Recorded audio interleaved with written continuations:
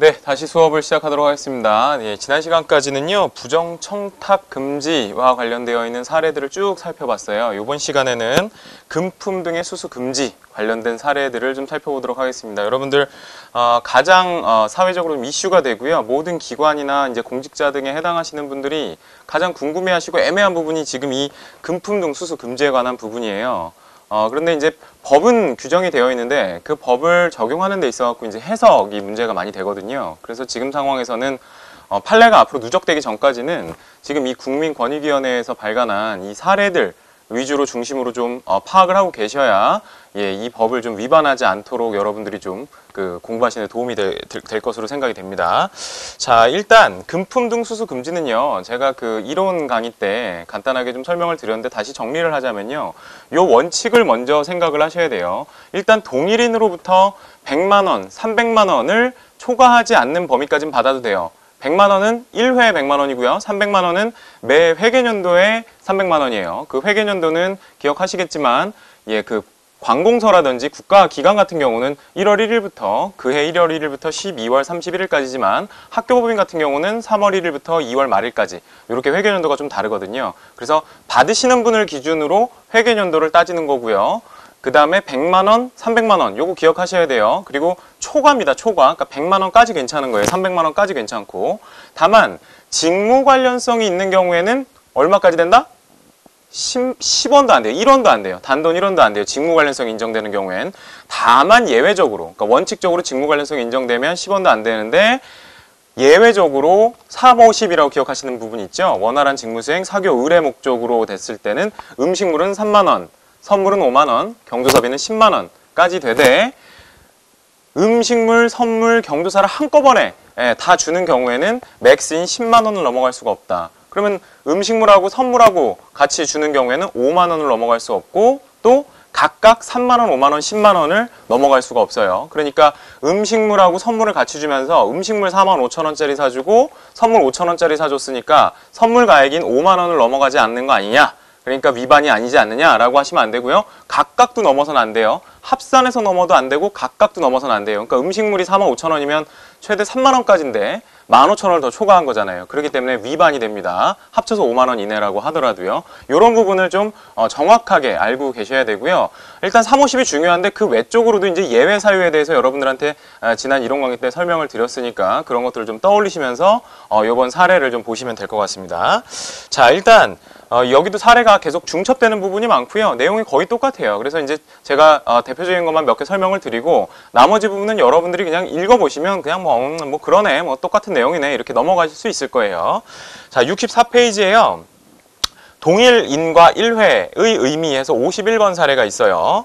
자, 지자체에서 발주하는 턴키 공사와 관련해서 지자체 턴키 심사위원회 설계심의 분과위원회에 주식회사 H건설의 설계가 심의 대상으로 상정되었는데 심의를 앞두고 H건설 회사 직원 B는 심의위원으로 참여하는 건축사 갑과 점심을 먹고 20만 원을 결제하였고 또 당일 오후에는 H건설사 직원 C가 갑과 골프를 치고 그린피 50만 원을 지불을 했습니다. 그 다음에 저녁에는 또 H건설사 직원 D가 100만 원 상당의 저녁 식사 술을 제공하고 택시비조로 30만 원을 갑에게 주었다면 건축사 갑과 H건설 및 그 직원 A, B, C, D는 각각 어떠한 처벌을 받게 되느냐. 일단 지금 합계 얼마를 받았죠? 합계를 보면 20만 원 받고요. 50만 원 받고 100만 원 받고 또 이제 30만 원 뭐 이런 식으로 쭉 받았어요. 쭉 받았습니다. 그래서 이게 지금 점심 식사는 이제 뭐 같이 먹은 거니까 둘이 먹었을 때 20만 원이니까 그 공무원이 받은 거는 n분의 1을 해서 이제 10만 원으로 계산이 됐고요. 그래서 합계 이제 115만 원. 그러니까 다 두 명이서 했기 때문에 다 이제 반으로 치기 때문에 토탈 115만 원을 받은 걸로 이제 이렇게 됩니다. 그리고 이게 지금 같은 날 지금 이루어진 것이고 사람은 다르지만 이게 H건설의 돈으로 다 나간 거잖아요. 그러니까 동일인으로부터 같은 시간적 근접성이 있기 때문에 이건 1회로 평가를 받아요. 이게 각각으로 보면 물론 그럴 수는 있죠. 지금 이게 직무 관련성이 없다고 한다면은 1회 100만 원 그리고 그 회계년도 300만 원까지 괜찮으니까 괜찮은 거 아니냐.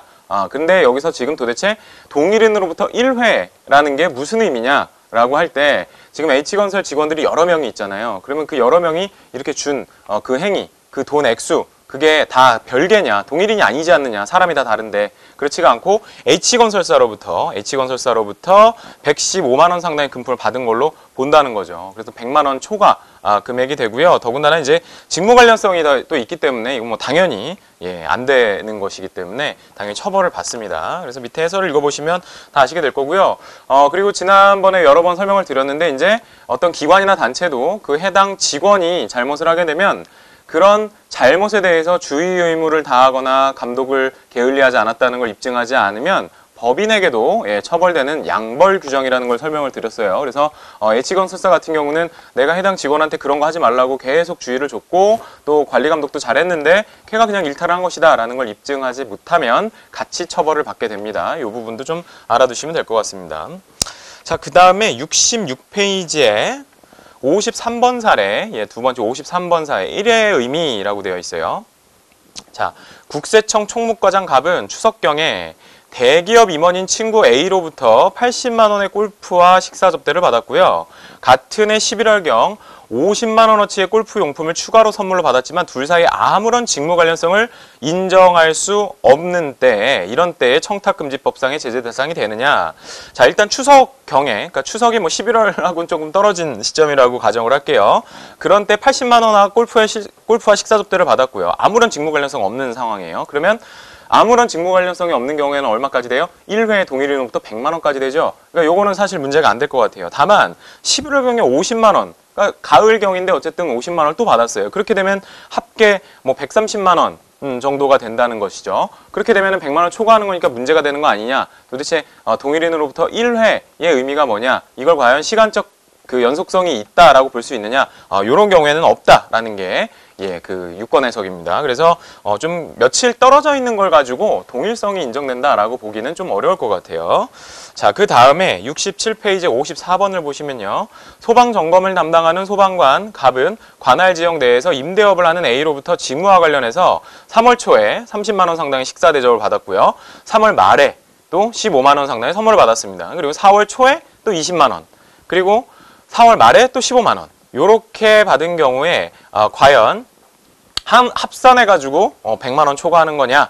이제 그런 부분이 문제가 되거든요. 근데 일단 100만 원을 초과하는 부분에 1회로 보기는 좀 어려울 것 같아요. 그러니까 뭐 며칠씩 이렇게 텀이 있으면 그거를 1회로 보기는 어렵고요. 다 각각의 횟수대로 이제 보는 게 일단 유권 해석이기 때문에 시간적 장소적 어떤 근접성, 계속성이 좀 인정된다고 보기 어려울 때는 다 각 차별로 횟수를 산정을 하니까요. 지금 이런 사례 같은 경우는 1회로 보기 어렵겠죠. 1회로 보기 어렵다면 문제는 지금 직무와 관련해서 받았잖아요. 그렇죠? 직무와 관련해서 받았기 때문에 직무 관련성에 따르면 1원도 받지 말아라 라고 하는 거죠. 그래서 그런 부분에 대해서는 당연히 문제가 되는 것이에요. 그러니까 지금 이거를 여러분들이 헷갈려 하실 필요가 없는 게요. 이게 뭐 그 청탁금지법 8조 1항이냐 2항이냐 지금 이 문제거든요. 1항에서는 100만 원, 300만 원까지 오케이. 하지만 직무 관련해서는 2항에서는 또 직무 관련해서는 1원도 안 돼. 이렇게 된 거예요. 그러니까 1항은 100만 원, 300만 원 오케이.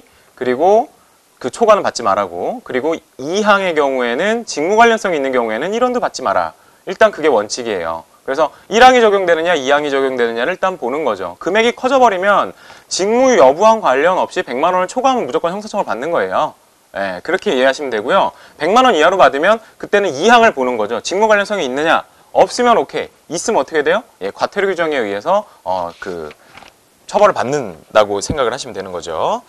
자, 이게 몇 번 풀어보시다 보면요. 뭐 헷갈릴 것 같은데 대부분은 다 해결이 돼요. 대부분 다 해결이 되는데 아주 구체적인 막 디테일한 실무선으로 들어가 보면은 좀 애매한 것들이 나오기는 하지만 그런 것들에 대해서 사실 뭐 저 같은 변호사 입장으로서도 확답을 드리기는 어려워요. 왜냐면은 제가 뭐 판사가 아니기 때문에 제 의견은 이렇습니다 라고 드릴 수는 있지만 그대로 법원에서 판단이 난다? 검찰에서 그대로 간다? 그거는 장담할 수가 사실은 없는 것이죠.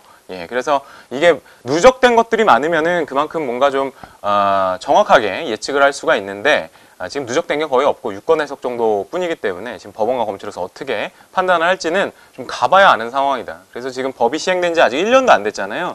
그러니까 여러분들 뭐 이 법에 대해서 좀 이렇게 실무상 우왕좌왕하는 경향이 좀 뭐 없을 수가 없는데요. 그래서 전반적으로는 다 그냥 안 하는 분위기로 가고 있어요. 그래서 이 법의 목적은 지금 달성되고 있는 중이 아닌가 하는 생각이 좀 들긴 합니다.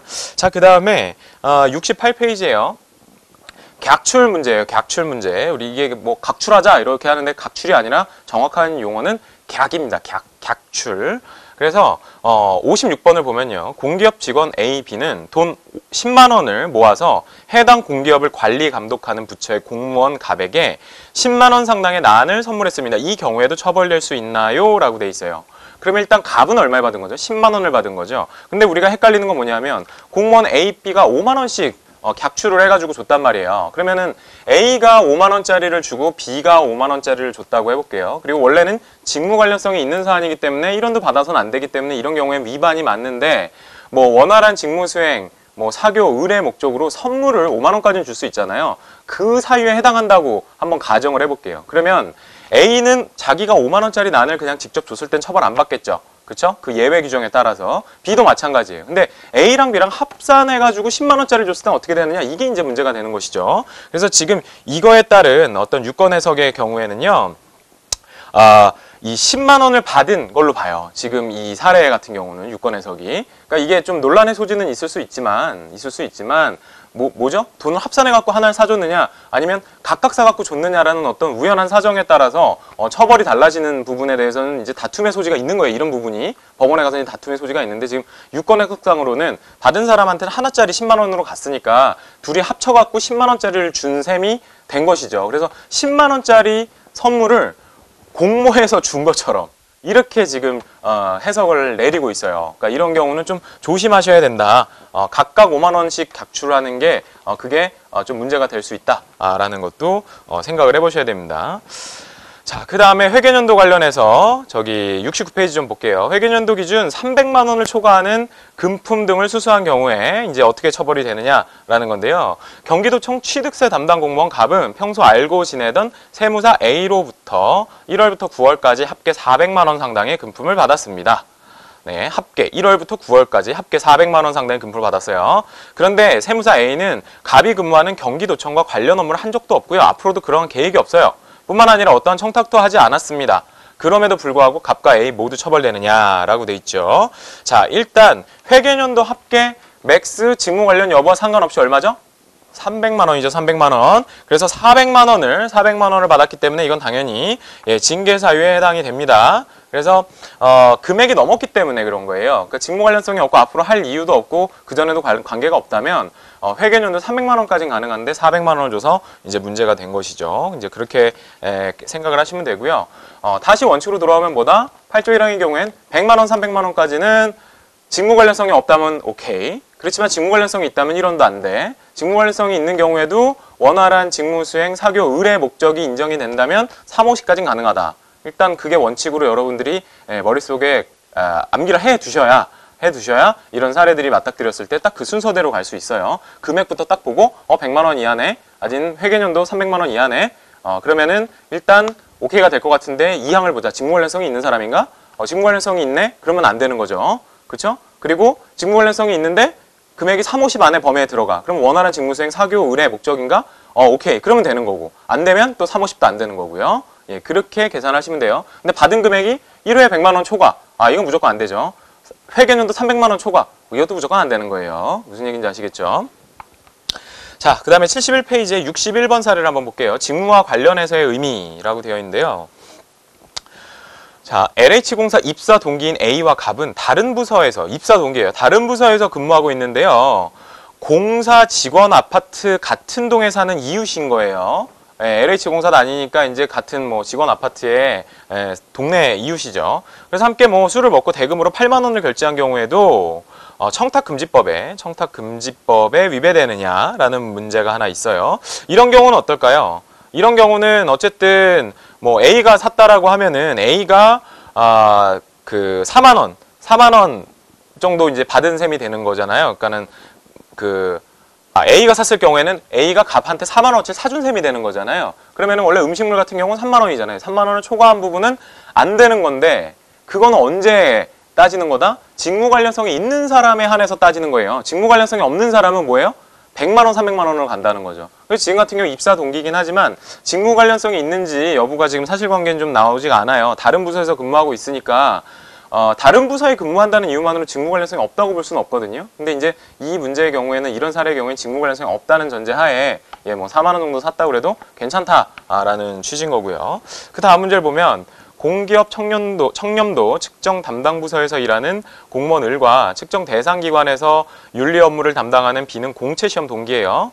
자, 이런 경우에는 이제 그 대상 기관에서 윤리 업무를 담당을 하면 이건 직무 관련성이 없을 수가 없겠죠. 왜냐하면 아무리 동기라고 하더라도 윤리 담당 업무 하는 사람이 뭐 징계라든지 이런 거 관련된 권한이 있기 때문에 을과 B는 식사를 하면서 자식 이야기는 평소 이야기만 하고요.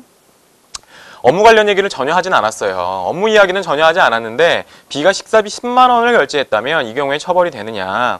자, 이런 경우에는요. 직무 관련성이 있다고 보기 때문에 당연히 문제가 됩니다. 저쪽 대상이 되는 거예요, 여러분. 자, 그래서 직무 관련성이 있는지 없는지 이런 것들에 대한 이제 판단이 조금 애매해요. 그러니까는 지금 이런 유권 해석들을 보면 어떨까요? 직무 얘기를 하지 않아도요. 각자의 지위가 직무 관련성이 있는 것처럼 보이는 지위라면은 절대로 뭐 3만 원, 5만 원, 10만 원 이런 것도 쉽지 않아요. 원활한 직무수행 사교 의뢰를 내가 입증을 해야 되기 때문에 그냥 각자 더치페이를 하는 게 맞다. 그러니까 저 같은 경우도 뭐 판사 친구, 검사 친구가 있지만 그 친구들이 담당하고 있는 사건에 제가 변론을 들어가지 않는데도 불구하고요. 평소에 그냥 뭐 식사나 술을 마실 때 그냥 n분의 1을 하거든요. 지금 이 법이 시행되고 나서는. 왜냐하면 변호사나 판사, 검사는 직무 관련성이 없을 수가 없어요. 언젠가는 사건을 맡을 수도 있는 거고요. 그렇죠? 그래서 그런 이슈 때문에 다 그렇게 처리를 하고 있다. 그렇게 이해를 하시면 될 것 같습니다. 자, 그다음에 72페이지 62번 직무 관련하여 의미 이걸 좀 볼게요. 왜냐하면 직무 관련성이라는 부분이 상당히 좀 논란의 소지가 있기 때문에 이런 부분을 조금 더 자세하게 좀 보고 넘어갈게요. 유사한 사례예요, 대부분은. 자, 동작 세무서에서 과장으로 근무하는 갑은 입사 동기이자 현재는 다른 지역에서 세무사 사무실을 운영하고 있는 세무사와 A 세무사와 식사를 하였습니다. A 세무사는 현재 갑이 담당하는 업무와 관련되는 사건은 하고 있지 않지만 갑 과장이 전에 법인세 과장으로 근무하던 적에 사건을 수임한 적이 있습니다. 자, 이런 경우에 식사대금 20만 원 모두를 A 세무사가 결제했다면 갑과 A도 청탁금지법에 따라 처벌되느냐라고 되어 있어요. 자, 제가 말씀드렸죠. 이런 경우에 직무관련성 인정돼요? 안 돼요? 되죠. 그쵸? 세무사와 세무서의 그 공무원들은 당연히 직무 관련성이 인정이 되는 겁니다. 그래서 뭐 직무와 관련된 얘기를 하고 안 하고가 중요한 문제가 아니에요. 왜냐하면 청탁금지법은 대가성을 따지지 않습니다.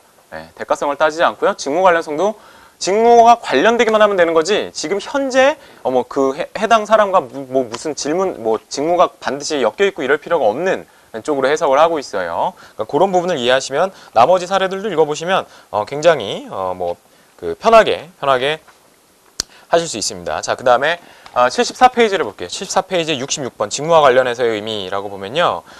1번 문제가 일단 이렇게 돼 있어요. 금융감독원 은행감독국 직원 A는 금융감독원에 출입한 적이 없는 제1보 경제부 기자 갑과 12만 원 상당의 식사를 하고 계산한 경우 청탁금지법상의 처벌 대상인지요? 라고 되어 있어요. 그죠? 자, 제1보 기자, 또 언론사 직원이죠? 그러니까 당연히 공직자 등에 포함이 돼요. 받는 사람이 공직자 등일 때 청탁금지법이 적용이 되는 것인데, 자, 금융감독원 은행감독 직원하고요. 한 번도 출입하진 않았지만 신문사 기자란 말이죠. 자, 이런 경우에도 직무 관련성이 인정될 가능성이 있어서 인정된다고 보는 거예요. 그러니까 직무 관련성이 있을 가능성이 높다 이거죠.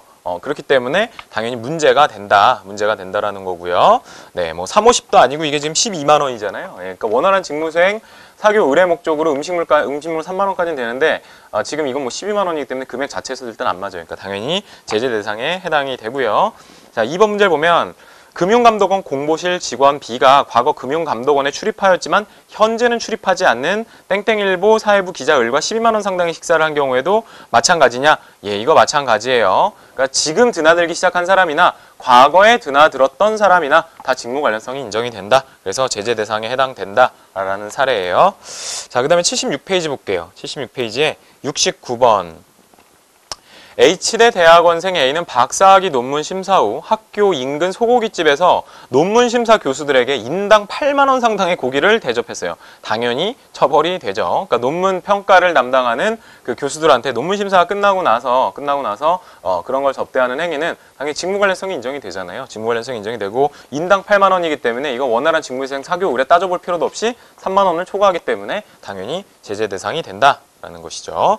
자, 그 다음에 이제 77페이지에는요, 금품 등 가액 평가를 어떻게 할 것인가에 관련된 문제가 발생을 해요.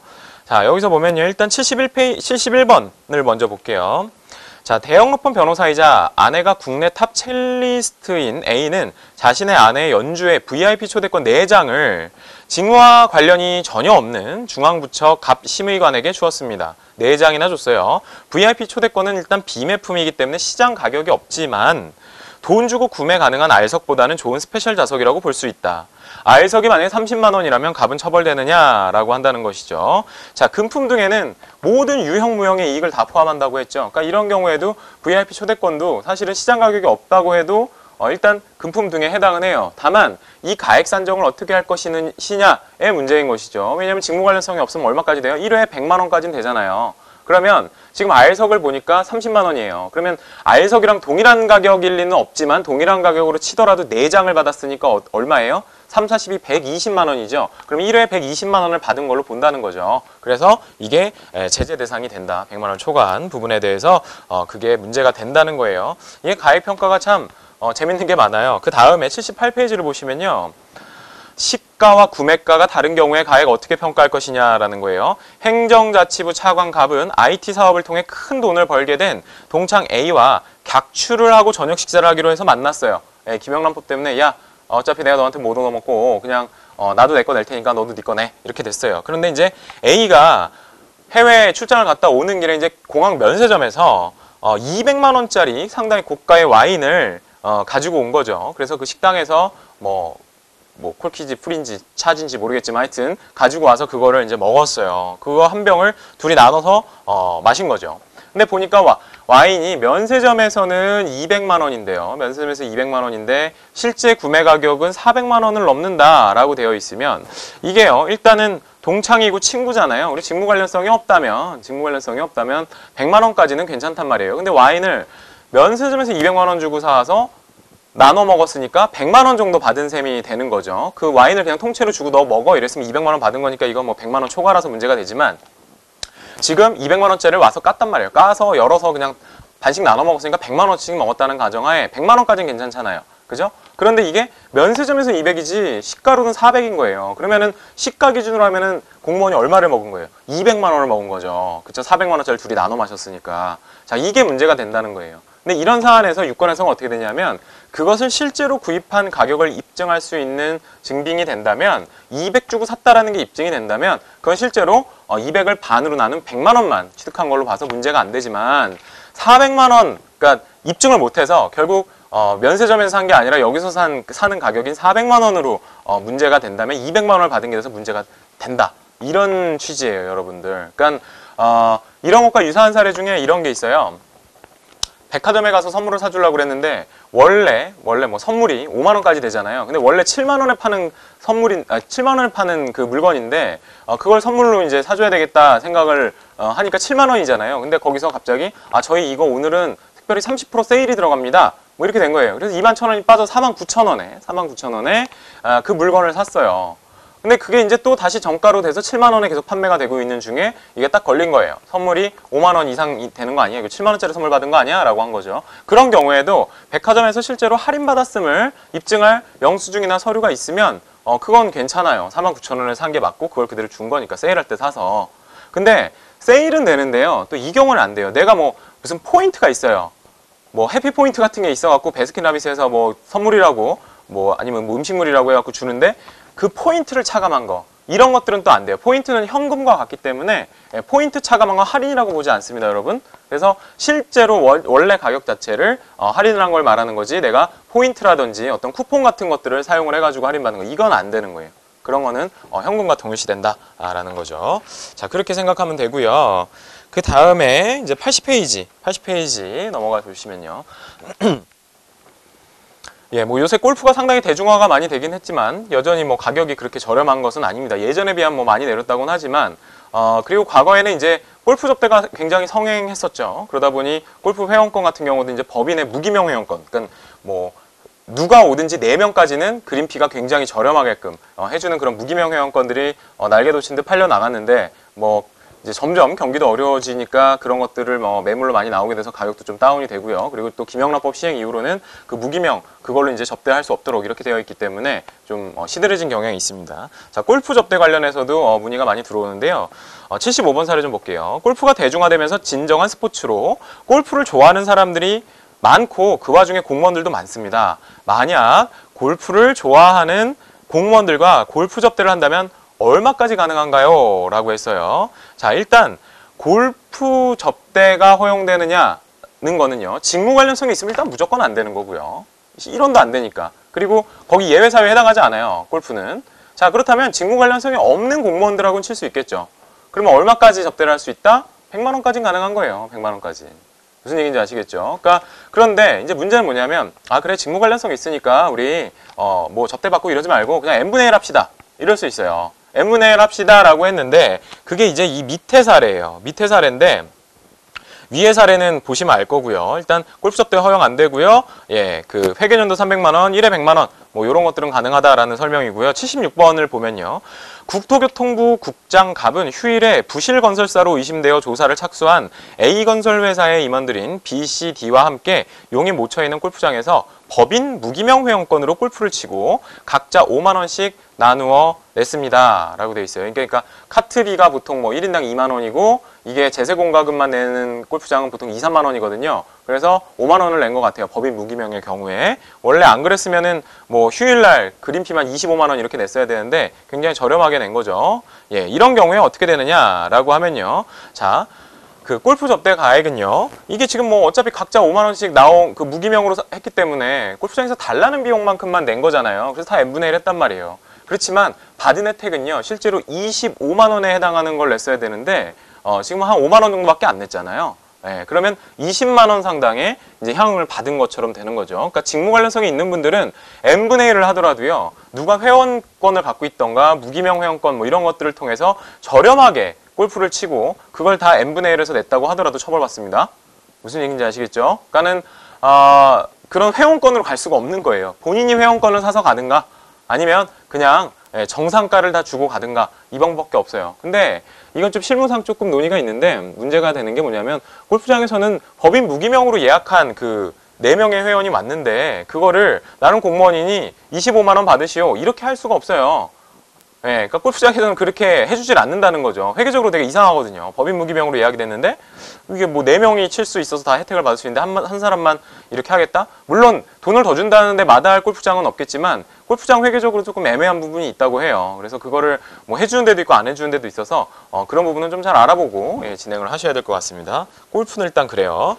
자, 그 다음에 좀 쭉 넘어가 보면요. 82페이지 79번 과도한 이자율의 가액평가라고 해서요. 자, 사례를 한번 볼게요. 한국조세연구원 공직유관단체라고 이제 되어 있고요. 공직유관단체니까 당연히 공직자 등에 해당하겠죠. 거기 임원 갑이 직무와 연관되어 있는 A로부터 1억 원을 무이자로 빌렸어요. 무이자. 야, 1억 원이 아무리 싸도 이게 한 달에 그래도 한 20만 원 이상은 나올 거예요. 이자가. 예, 대출이자로 따지면. 자, 며칠 후에 갚는 경우에는 어떻게 되나요? 또 A가 갑에게 0.5%의 저리로 돈을 빌려줬습니다. 이때도 처벌받느냐라고 하면요.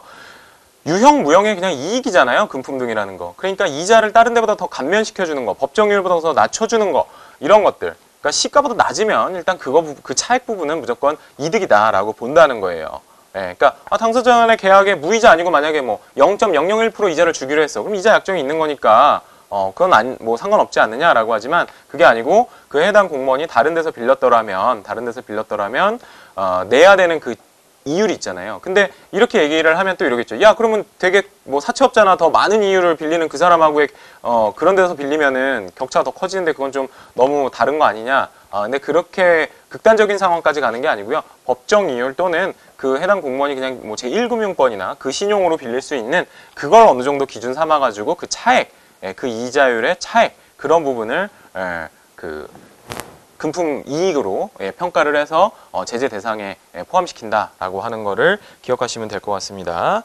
자, 하나만 더 보고 좀 쉬도록 하겠습니다. 그 82페이지 밑에 81번 고의 없이 금품 등을 제공받은 경우, 이런 경우가 상당히 많을 거예요. 실제에서는. 잦은 야근으로 끼니를 거르고 근무하던 공기업 직원들은 외근 나가 있던 공기업 부장 갑이 회사 근처 한정식집으로 불러내자 식당으로 바로 달려갔습니다. 예, 그러니까 직원이니까 부장님이 나와서 밥이나 먹고 가 이러면은 예 알겠습니다 하고 나갔겠죠. 예, 근데 이제 부장님한테 갔더니 거기에 뭐 다른 분이 한 분 앉아 계셨어요. 그래서 그냥 뭐 같이 두 분이서 얘기하시고 뭐 이러는데 그냥 앉아서 꺼다놓은 보리자루처럼 그냥 밥만 먹고서 이제 일어나왔는데 뭐 한정식집이나 횟집 뭐 이런 데였나 봐요. 예, 인당 뭐 한 20만 원짜리는 굉장히 비싼 데인데 60만 원의 식사 비용을 그 부장하고 같이 있던 A라는 사람이 냈단 말이에요. 그래서 일단 뭐 밥 먹을 때 별 얘기 없었고 이 사람 누군지도 모르겠는데 부장님하고 뭐 친분이 있나 보다. 그리고 그냥 같이 밥만 먹고 그냥 그러고 나왔어요. 나오고 나서 나중에 확인을 해보니까 그 도움 계산을 한 사람이 그 공기업하고 계약을 맺고 있는 업체 직원이었을 경우에 과연 어떤 문제가 발생하냐는 거죠. 일단 직원들은요 윗사람이 부르면 나올 수밖에 없잖아요. 그죠? 나왔는데 여기서 여기 우리랑 계약 관계에 있는 뭐 무슨 건설사 직원이야. 앞으로 좀 잘 좀 봐줘. 이러면은 당연히 좀 이건 문제가 되겠다 싶지만 이 사람 신분도 모르고 그냥 일단 밥만 먹었잖아요. 근데 밥 먹으면서 혹시나 하는 마음에 저기 뭐 어떻게 하시는 분이에요? 왜 여기서 식사하고 계세요? 이럴 수는 없잖아요. 결례가 되니까. 그래서 그냥 입 다물고 계속 밥만 먹고 나왔는데 나중에 결과론적으로 내가 직무 관련성 있는 사람으로부터 식사를 접대받은 결과가 발생한, 즉 청탁금지법 위반의 고의가 전혀 없었음에도 불구하고 처벌할 수 있느냐에 관련된 문제인 거예요. 예, 그래서 과실법 처벌 안 하거든요. 청탁금지법은요. 그러니까 이거는 청탁금지법을 위반하겠다는 고의가 있어야 돼요. 알면서 받았어야 된다는 거죠. 그래서 을 같은 경우는 몰랐기 때문에 괜찮지만 부장 갑은 다 알았을 거잖아요. 그죠? 예, 그래서 갑은 처벌되고 특히 그 A, 건설사 직원 A는 당연히 계약관계에 있는 그 직원 A는 청탁금지법을 위반해서 60만 원이나 향응을 접대했기 때문에 그 사람도 처벌이 된다. 예, 이렇게 알아두시면 돼요. 그러니까 청탁금지법은 고의범을 처벌하는 규정입니다. 예, 잠시 쉬었다가 다음 또 사례를 진행하도록 하겠습니다.